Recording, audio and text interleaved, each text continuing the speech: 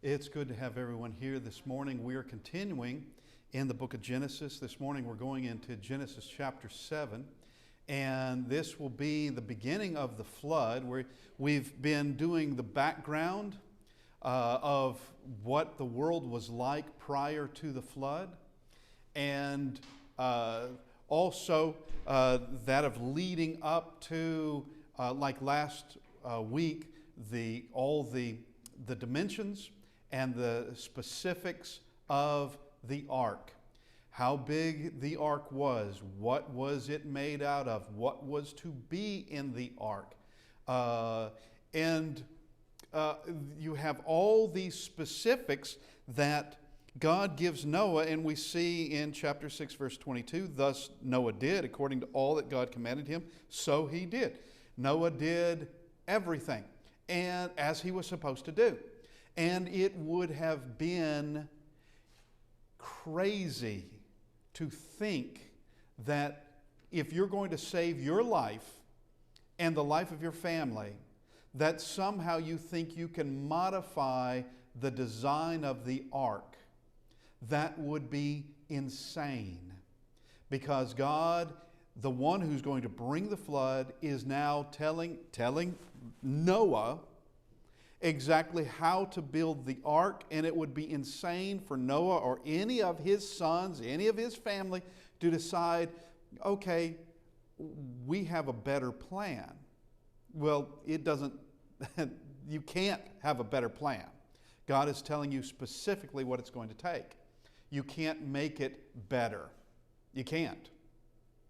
And whatever the expense, whether it is in materials or the expense in time and the expense in work, it must be done, and it must be done to the detail. And as we saw, there was quite a number of details. It's very specific.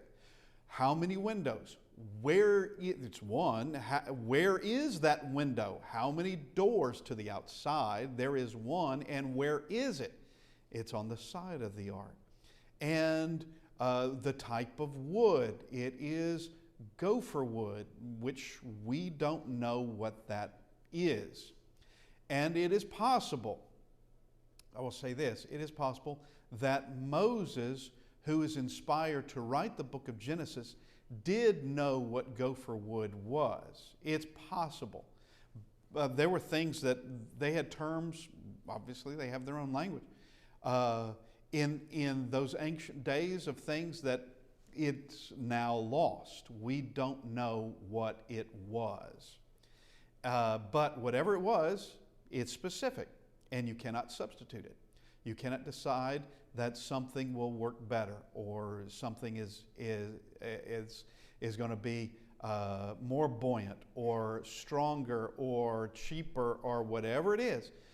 This is what you use, and Noah did it. Noah did precisely what he was told to do. Now, we've talked about it, and I like to do this every now and then as we're talking about the flood. And that is that if there was a flood, if there was an enormous flood that covered the earth, surely the ancients would have known about it. And surely the ancients would have talked about it and written about it prior to even getting to Moses.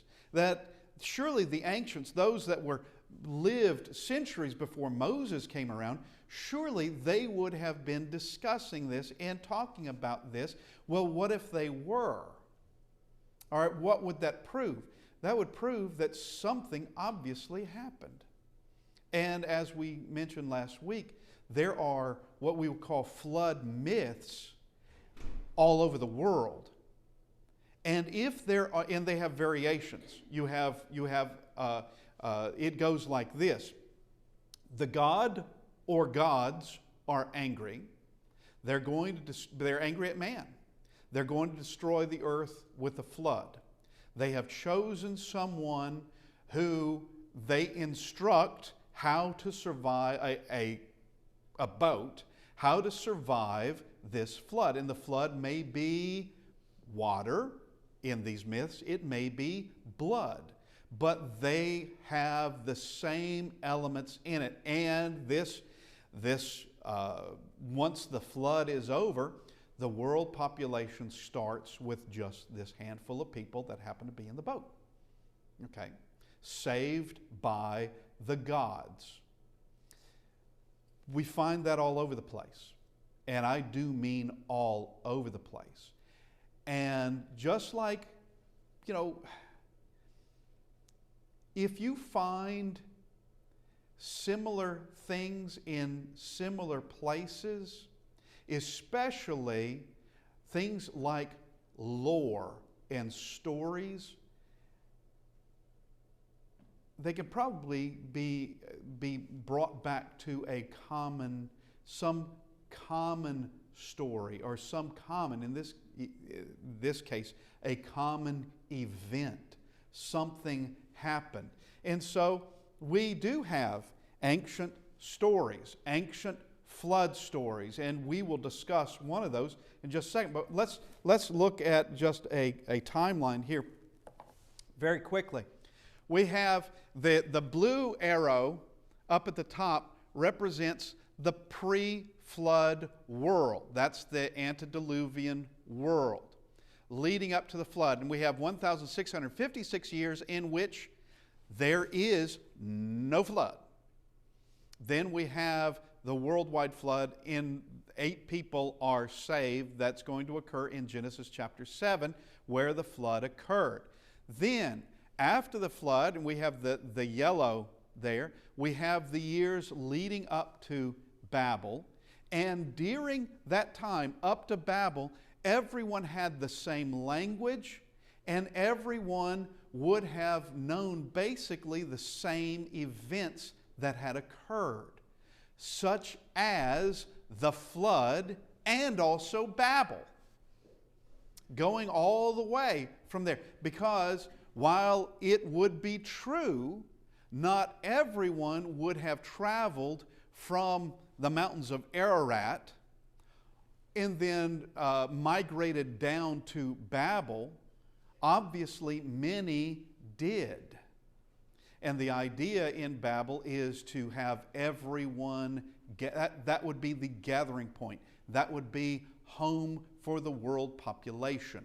As it grew, Babel would grow. All right? Now, so between the flood and Babel, there would be a common knowledge that everyone had.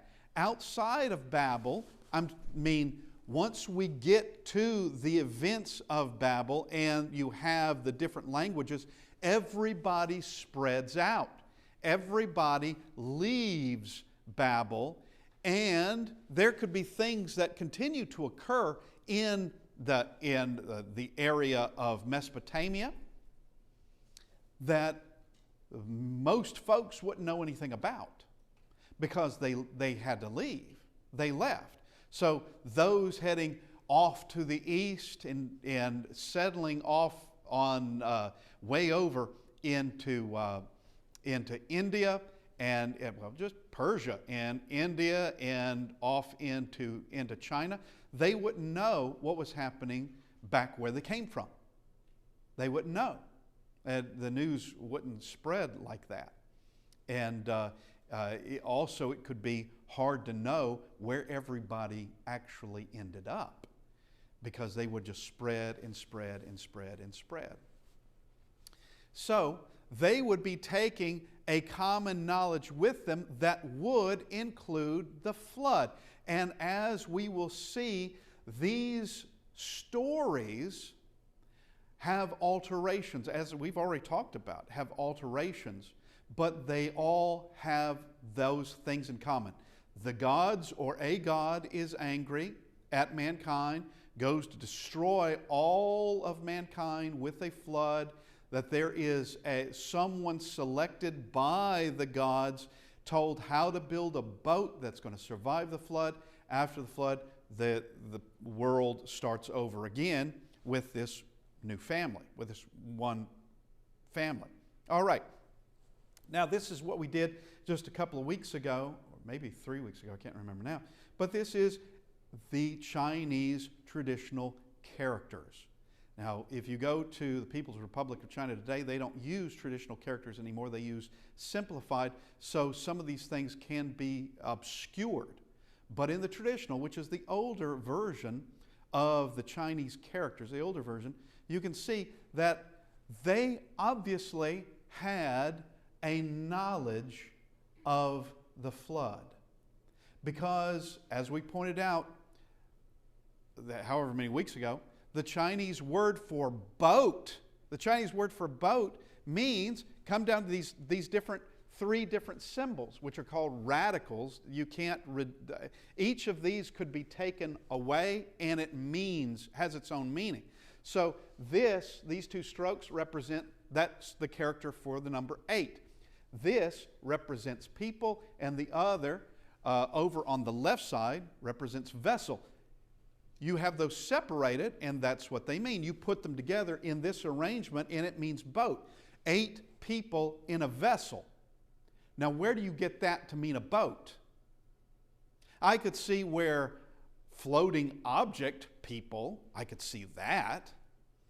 Or just vessel people, I could see that. Why specifically 8? Why that? Now, one could say, oh, well, that's just coincidental. Ha, ha, ha, you're grasping at straws. Well, if you knew how many other things were in the traditional characters that go back an awful long time, you would see that somebody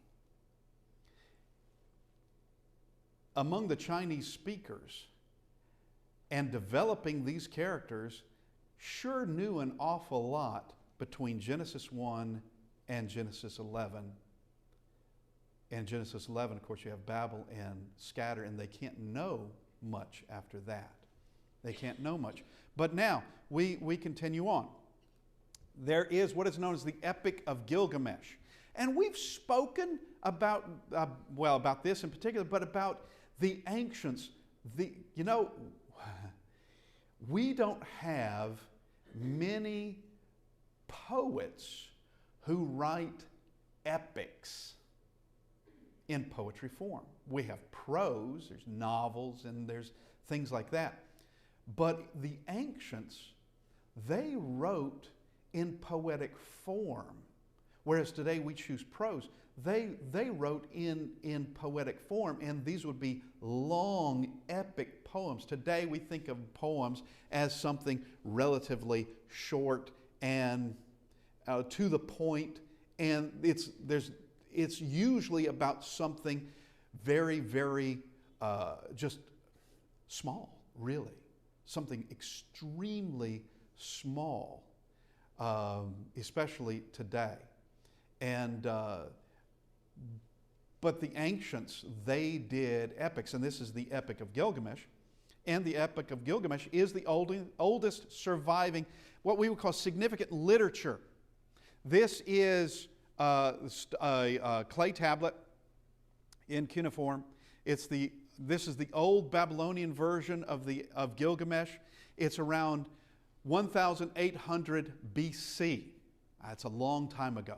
1,800 years before the birth of Christ.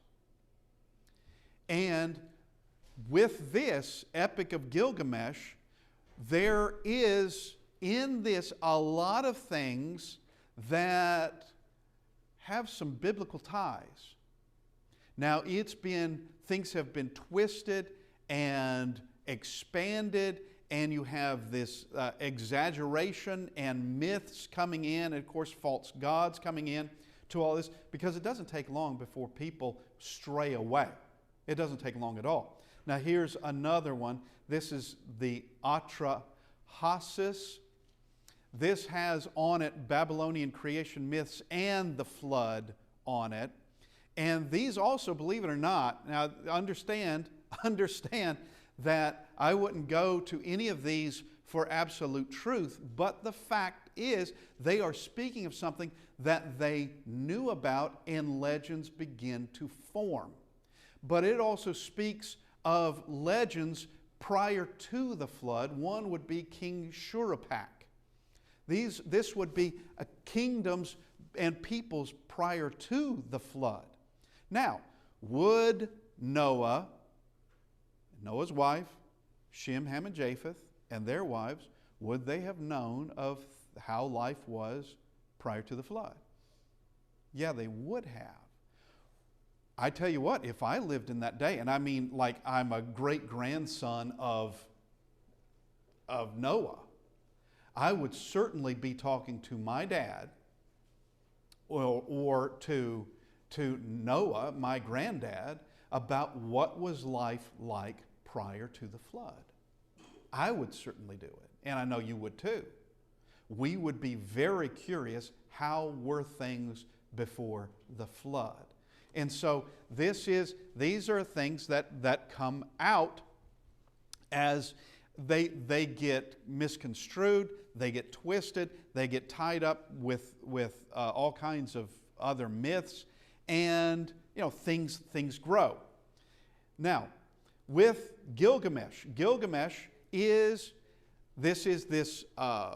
this main character, Gilgamesh, in the Epic of Gilgamesh. He is the king of Uruk. And I've made mention of this, that I think Gilgamesh is another name for Nimrod, or someone very closely associated, like a son, a grandson of Nimrod. And the reason is Gilgamesh, and of course all these names can be, we're talking about different languages, all right? We're talking about different languages, and in different languages they will pronounce things different and things will get really misconstrued. Doesn't matter. But Gilgamesh is the king of Uruk, all right?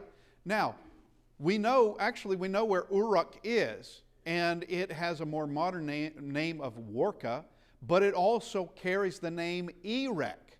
Nimrod actually founded Erech in Genesis 10:10. After Babel, he then forms other cities, of which Erech is one. And if we go to Genesis chapter 10, we see this. Nimrod is the 13th generation, so he's only 2 generations from Noah himself. So we go to verse 8. Cush begat Nimrod. He began to be a mighty one on the earth. He was a mighty hunter before the Lord. Therefore it is said, like Nimrod, the mighty hunter before the Lord. And the beginning of his kingdom was Babel. Okay, that means he established Babel, and he was king there. That's who started Babel. Was the tower his idea? I have no idea. But obviously, he couldn't stay there, because actually, according to archaeological evidence, nobody stayed there. Everybody scattered. Then, and the beginning of his kingdom was Babel. Then the next word, Erech, Akkad, and Calneh in the land of Shinar. From that land he went to Assyria and built Nineveh, Rehoboth, Kala. Okay, so this is just me thinking that Gilgamesh is a legend now of Nimrod, and Gilgamesh is considered this demigod. He's this extraordinary hero. He's like a superhero. That there is no beating Gilgamesh. All right, and there are all these challenges that come in. But we move on. In the poem, Gilgamesh goes to find, and this is an interesting name, Utnapishtim. Utnapishtim. Utnapishtim is considered to be immortal. He's considered to be immortal.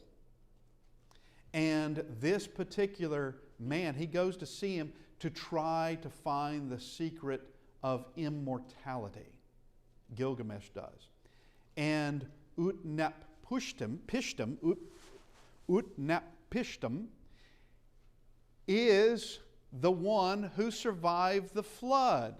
And in this, he's called by E or Enki to build a giant ship. Now that's a Babylonian god. He's called to build a giant ship because the world is going to be destroyed by a flood, and he's supposed to bring his family, his wife and his family on the ship to spare them. All right? Does this sound unusual? Does this sound familiar? Names have been changed, and it's like I was saying last week. I had an anthropology professor many years ago, and when he was confronted by certain things, such as,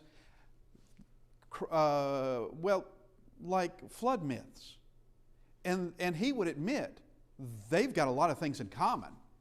And he would admit, yeah, they must have a common source.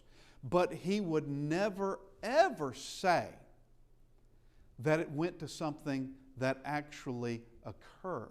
That there was God who was angry, destroyed the earth with a flood, and that Genesis chapters 6, 7, and 8 describe exactly what happened. He would never say that. He would just say it's kind of weird, isn't it? It's just kind of weird that you have all these. And by the way, here's another little fact about this, is that of all the stories, we will call them myths, that are out there, and I do mean they are all over the place, of the flood that the ancient people told of, or like with Gilgamesh, they wrote it down. This one makes the most sense. And what I mean is Genesis. In Genesis 6, 7, 8, it makes the most sense. And it gets into very great detail in it as to why this was being done. How do you build this ship? Well, it's an ark. It's not exactly a ship, it's a barge, an ocean-going barge. That this one is the one that makes the greatest sense. Now, Justin talking about Utnapishtim. Okay, Noah lived 950 years. We know that from Genesis 9:26. Noah was 600 years old at the flood. That's from Genesis 7, verse 11. Noah lived 350 years after the flood, so you could have plenty of people born that would not only known about Noah, they could have gone and met him or saw him on a regular basis. For 350 years, that would have been the case. After you have that next generation being born, they would have certainly known about their grandfather, and then those others about their great-grandfather, and going on and on and on. Now, if you have, by the time you get to someone like Nimrod and others, Noah would have been over 600 years old, and he's going to live 350 years after the flood. He would seem as though he were immortal, because while others were living longer lives than us, it was considerably shorter than prior to the flood. Much, much shorter. It's almost by half there at the beginning, and it begins to go down and down and down and down, to where when we get to the days of Abraham, they've really diminished. And when we get to the days of Noah, the days of Moses, they've diminished much further. And so we have, with the Epoch of Gilgamesh, that someone like Noah would have been seen. He's how old? And he lived prior to the flood, and he survived the flood, and he would seem like someone who would just live forever here upon the earth. Now, let's go to, and I just want to cover these things just for the sake of bringing it out. We're going to go to the text just for the sake of bringing out that these things are not coincidental. They can't be. These things have to be based on something that actually happened. And that's just one side of the proof in all this. The earth itself is another enormous part of this. And with that one, with none of it you can fake.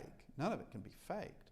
Especially not something like enormous graveyards of animals and including fish, where silt is washed out and just buries everything it comes in contact with. And animals such as those caught in Siberia, such as the mammoths, that they were buried alive. They were buried alive and then frozen. How does that even happen? How does that happen? Whatever it was happened fast to them, to where they have not decomposed because they froze.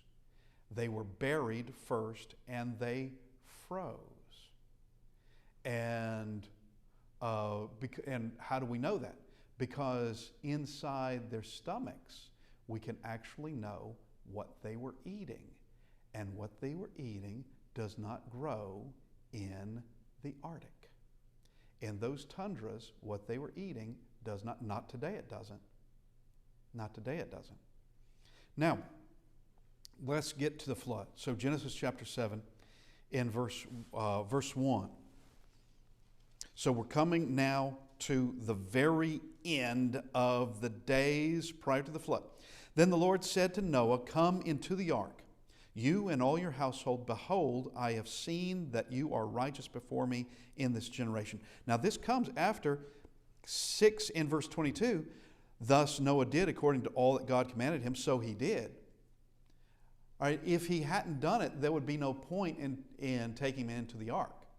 There'd be no point in it, nor to send all the animals into the ark, because Noah has built something that God didn't specify.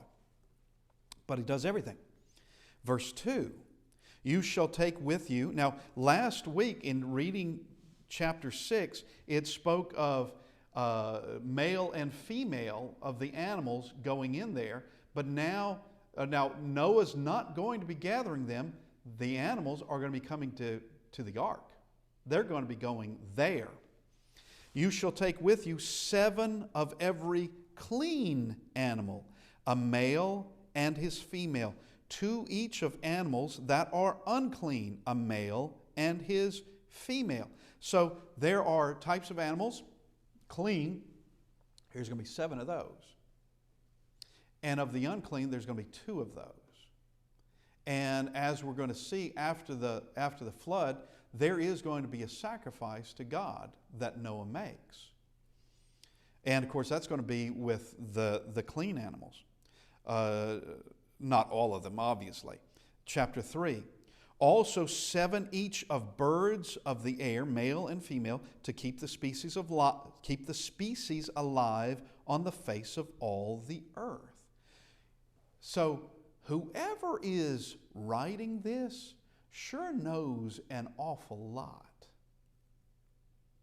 Knows an awful lot, because this has more clarity and less of the epic drama that you find in all those ancient poems. And by the way, this would have the book of Genesis would be something very unique in its day, because it's not written poetically.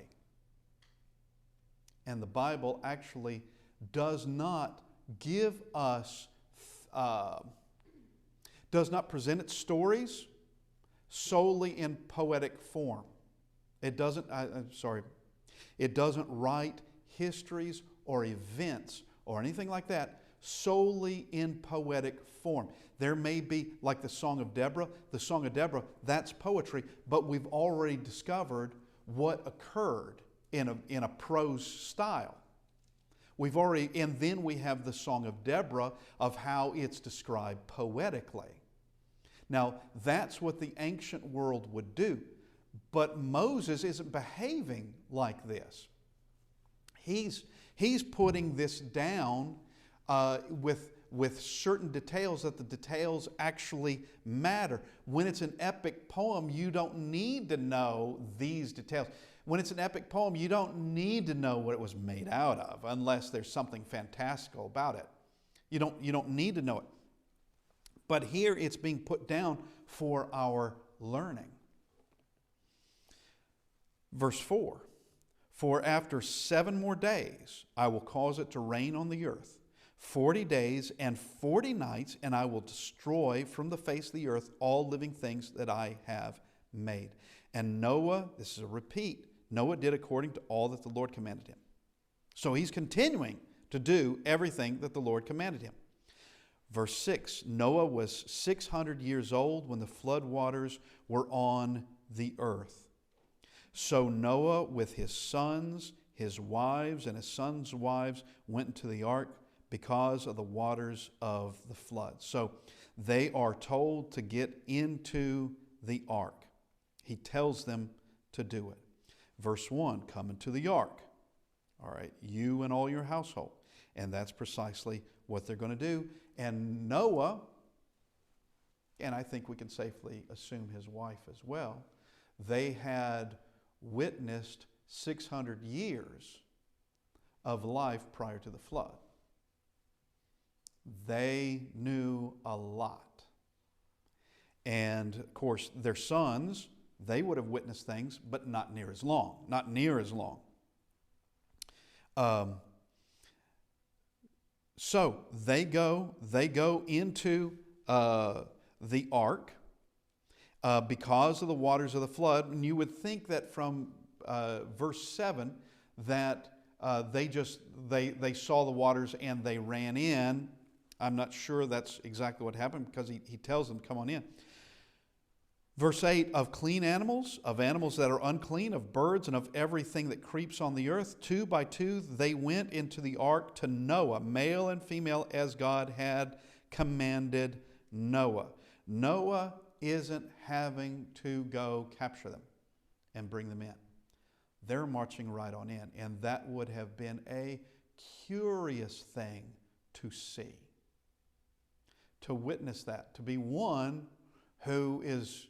Okay, there's been some strange things said about Noah and his family, and they've built this enormous wooden warehouse over there.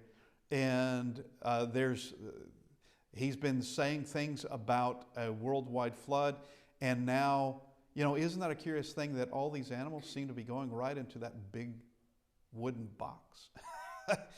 That's kind of weird. And it came to pass, verse 10, and it came to pass after 7 days that the waters of the flood were on the earth. Now here we have the date. In the 600th year of Noah's life, in the 2nd month, the 17th day of the month, on that day all the fountains of the great deep were broken up, and the windows of heaven were open. That is the beginning day of the flood. We have specific day, month, year.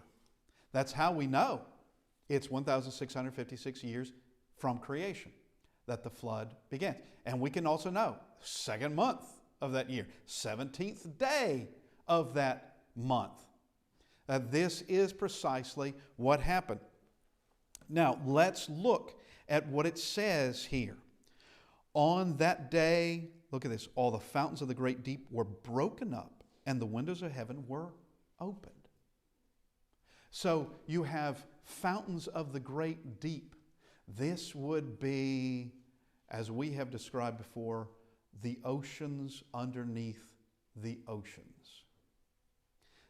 There are vents down in the bottom of the ocean to this day where extremely hot water. This would be deep in the ocean. Extremely hot water jets out of there. There are fountains of the deep. Now, for the longest time, I do mean the longest time, there were critics that would criticize the fountains of the deep. Yeah, right, sure, what's that? Until we find them, and it would take quite a bit of technology before we could even get down that far to see, oh yeah, well, here we're witnessing some things. But this would be underneath the water. So, underneath the oceans. So, because it says in this, the fountains of the great deep. So this is something that goes extremely deep into the earth. How far, I don't know. But from what we know today, the water comes out boiling. Okay. From what we know today. And these are broken up so that the water is not just coming from the sky, it's coming from there too, but the water is coming from the great deep, and the oceans are rising. The sky is crashing down with water, and the oceans are rising at the same time. All this is occurring simultaneously, and this is going to continue to occur for 40 days and 40 nights. Now, the flood's going to continue on considerably longer than that. But as far as it raining, it's 40 days and 40 nights, and it's going to come down like this is the perfect storm. This is everything crashing down that God put up. And when we're talking about the windows of heaven were opened, this wasn't a mild rain. This isn't a rain like any of us have seen before, because what He put up above the sky on day 2 is now crashing down. Let's go to Genesis chapter 1. And we go to verse 6. Then God said, "Let there be a firmament." What's that? A sky. Let there be a firmament in the midst of the waters. All right, we have sea level, and we have the sky, and we have lakes that are pretty high up in mountains, and we have the sky, but one would not say, like today, that there's a sky in between the waters. Let it divide the waters from the waters. Thus God made the firmament and divided the waters which were under the firmament from the waters which were above the firmament, and it was so. He put water above our sky. He put it there, and it came crashing down. Now, as it has been actually theorized, because we can't really test it, but I think that it would be agreed that if you were to put water into the upper atmosphere, it would in fact remain there until something brought it down. And I'm talking about the upper atmosphere, not where our usual rain clouds are, but much higher than that. Now, for those who know concerning especially snow, we just talk about snow for a second, that a snow crystal has to form around something, and it has to form around a piece of dust. It must form around something, and it does, and snow can fall like that. Now, for something set up that high in the atmosphere, that it would not come down until something brought it down, such as, well, an act of God, but something like dust going up into that upper atmosphere like a volcano can do. There's something very, very natural that can do that. And because we've got volcanoes that have erupted in our history and common knowledge, and casting up tons and tons of volcanic ash into the upper atmosphere. Well, that's really all it would take for the windows of heaven to come crashing down. How much water was it? Don't know. It was enough with the fountains of the deep. It was enough to cover everything over. It was enough to do that. And that would also explain, if there was water like that in the upper atmosphere, that would explain why this world was considerably warmer than what we have today. Of where, like we just made mention, in northern Siberia, it's well understood there were plants that used to live there and animals that used to live there that cannot live there. There's no way you could have those animals there or those plants there. There's no way. But they used to be there. This world was warmer. And if there was a water in that upper atmosphere, it's basically becoming a greenhouse effect and also filtering out a lot of radiation, a lot of UV. It's filtering out a lot. That would also explain how, one way of explaining, there could be other things that would need to be involved as well, of why people lived so long prior to the flood, is because that existed. Now it comes falling down. It comes falling down, and there is no flood myth, none, that mention this. There's none. It is only Genesis presenting the truth of what occurred. That you get, oh, I see now. All right, such as, suppose you have, we will compare like all the flood myths to Mrs. Jones' first grade class. All right, Mrs. Jones' first grade class witnessed something. All right, something occurred. And so the police or the lawyers or the investigators or whomever, they began to ask the first graders. And the first graders will all agree on certain things, but then they could be wildly off on other things. Wildly off. They're not agreeing with each other. And they're coming to crazy things. And I saw a dog, and somebody else said, I didn't see a dog. That was a goat. And it'd just be crazy things. And because you're dealing with first graders. Then you get to Mrs. Jones, and you ask, okay, Mrs. Jones, what happened? And then you get a story of, well, that makes sense.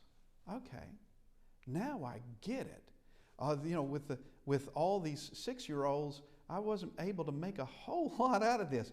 But talking to Miss Jones now, yeah, I understand. It's the same way when we compare Genesis to all those other flood stories that surround the world, and I do mean they surround the world. When you have the Aztecs in Mexico who have a flood story, you know this thing is universal. You know it. And yeah, they did. They did have one. And now, this is the absolute beginning of the flood. Verse 12, and the rain was on the earth 40 days and 40 nights. Okay, that's rain. That's not water. That's rain. Now rain is water, but this is water falling from the sky. 40 days and 40 nights, that's how long it took for all that to come down. And it's coming down, it's crashing down. This wouldn't be a gentle rain. This would be something that like none of us have ever seen. On the very same day, Noah and Noah's sons, Shem, Ham, and Japheth, and Noah's wife, and the 3 wives of his sons with them entered the ark. they and every beast after its kind, all cattle after their kind, every creeping thing that creeps on the earth after its kind, and every bird after its kind, every bird of every sort. And they went into the ark to Noah, 2 by 2 of all flesh in which there is breath of life. So those that entered, male and female of all flesh, went in as God had commanded him, and the Lord shut him in. So this goes back. This is explaining how the flood arrived, and then it tells us that of everyone going into the ark. We take a little bit of a sidestep or a step back. It tells us when they were told a week ahead of time. The day we're told the day it actually happens, and we see they go in, and all of the animals are in there, and God shuts the door. They don't have to worry about that. God is going to shut that door. And I would have to say that's the only fair way to do it. Because it's possible God was going to allow for anyone else who would to enter that ark. I think that's very possible. But God shuts the door, and once it's shut, you're not getting in. Once it's shut, that is the end. So he shuts them in, and then we're out of time this morning. We will begin in chapter 17, and this will be further discussion of how high the flood went, and that the waters begin to decrease upon the earth. And Noah and his family are going to be entering a world very different. They're going to be on their own, except for God. There will be no world. They will be the world population. They will be it, and everything starts over for a world population from them, and every physical attribute on the world today is going to be found on that ark, whether it is physical attributes of animals or mankind. It's on that ark. And thank you, everybody, and we will continue next week.